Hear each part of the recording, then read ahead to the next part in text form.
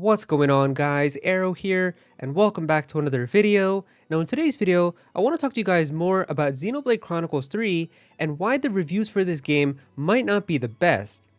Now before everyone starts going crazy in the comments, let me just say, I don't think that Xenoblade Chronicles 3 is going to be a bad game, or that it's not going to be that good. If you couldn't tell already, I've made like 20 videos on this channel talking about the game and why I'm super excited for it. So if anything, Xenoblade Chronicles 3 is going to be like my personal game of the year. I can't remember the last time that I was this excited to play a video game, but I do want to talk about when the reviews come out for this game from like the news outlets and the gaming journalists and stuff, why the reviews for this game might not be as high as some people are thinking, and they might not really be the best.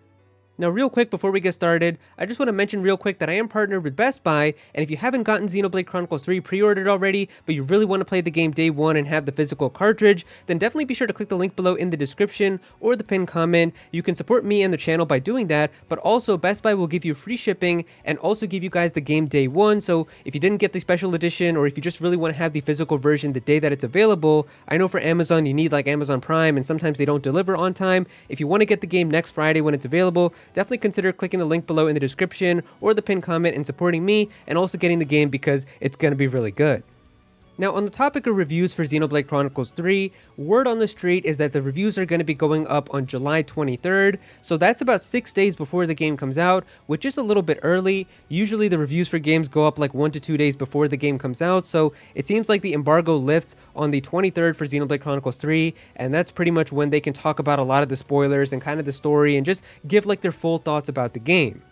Now, I'm not going to be watching any of those video reviews when they do come out, mainly because I want to avoid the spoilers and not see any of the late game footage and things like that, so I'm just going to be avoiding it altogether, but I think I will kind of look a little bit on Metacritic to kind of just see what the numerical scores are and what kind of the average is between all of the reviewers, and that's what I kind of want to talk about because I'm not expecting it to be like a really high number like what a lot of people think we might get. If you guys want my prediction, my vision is that I think that the Metacritic score is probably going to be anywhere from like an 83 to an 89. If we take a look at what Xenoblade Chronicles Definitive Edition has, and also Xenoblade Chronicles 2, they're basically 89 and 83, so somewhere around there. Of course, I would love to be proven wrong and see like a 94 or something, but I just don't think that it's going to happen, and that's really what I want to talk about in this video. Alright, so the first thing that I feel like is worth mentioning for why Xenoblade 3 probably won't get the best reviews is just because it's a JRPG. Like, we've seen time and time again that JRPGs, even the ones that people regard as some of the best JRPGs ever made, usually really don't get the highest review scores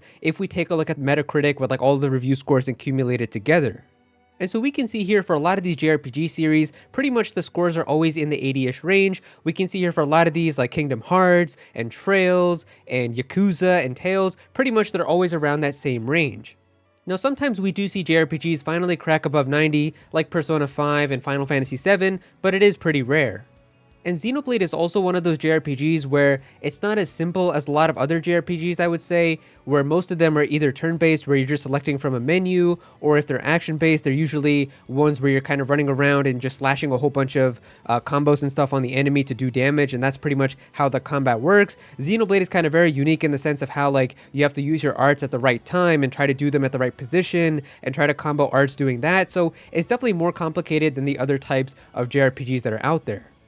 And it's because of that it's harder for some reviewers to get into, and we always see it being compared to like Persona 5, even though that makes no sense because one of them is turn-based and the other one is an action RPG, but I think that it kind of explains how for some people Xenoblade is just a little bit more complicated than the typical JRPGs that are out there, so it can definitely hurt the review. Now, of course, this doesn't matter to us Xenoblade fans because we're going to enjoy every minute of breaking and toppling and launching, dazing all the enemies and having a ton of fun throughout the game's combat, but I know for some game reviewers, this is definitely going to be one of the things that they're probably going to bring up a lot. But now, really the big thing that I want to talk about is the game Xenoblade 3 itself. Now, honestly, the biggest reason why I feel like that the reviews for this game are not going to be the highest is because of the way that Xenoblade 3 is made, and I'm going to explain to you guys exactly why I feel like that. Now, Xenoblade Chronicles 3 is the third game after Xenoblade 1 and 2, and monolithsoft has said that you can play this game without ever having touched a Xenoblade game before, if you've only played Xenoblade 1 before, if you've only played Xenoblade 2, or if you've played both of them, but I think it's very easy to tell with the direction and kind of just everything that we've seen about this game, that this is really going to be a game where if you have experienced Xenoblade 1 and 2, this is going to be a much better game experience for you overall. Like, I think everybody has noticed by now that Xenoblade 3 is basically Xenoblade 1 and Xenoblade 2 fused together, and that's why I do feel like if you have experienced those games, you're going to be able to understand so many of the references and Easter eggs and little things that they put as references to those older games, and that's really going to make your overall experience with this game so much better. We've even seen returning characters inside of this game from both of the games, such as Melia from Xenoblade 1 and Nia from Xenoblade 2, and that's why if you've played those games and you know about those characters and kind of their backstory and what these characters have gone through, they're going to hit you so much harder in Xenoblade 3, whereas if you're playing this game for the first time and you don't know anything about these characters, you're still going to feel for them, I'm sure, but it's not going to feel as hard as if you played the games in the past. I feel like this is such a big part about this game that's going to make people's experience so much better if you've played the previous games, because if you're walking through like this grassy area and you've never played Xenoblade 1 and 2 before, you're just going to be like, oh, it's a pretty area, it's pretty cool, but if you played the games, you're going to be able to notice stuff like this and be like, wait a minute, this is that guidepost from Xenoblade 1, like how did it end up here? It's all decayed now, it's all broken, like it's so crazy, and you're just going to notice all of these things from Xenoblade 1 and Xenoblade 2's worlds, and it's just going to make your overall experience so much better to be able to catch these types of things, and that's why I feel like for people who have played Xenoblade 1 and 2, we are definitely going to get a much better experience out of Xenoblade 3 compared to people who are just playing Xenoblade 3 for the first time.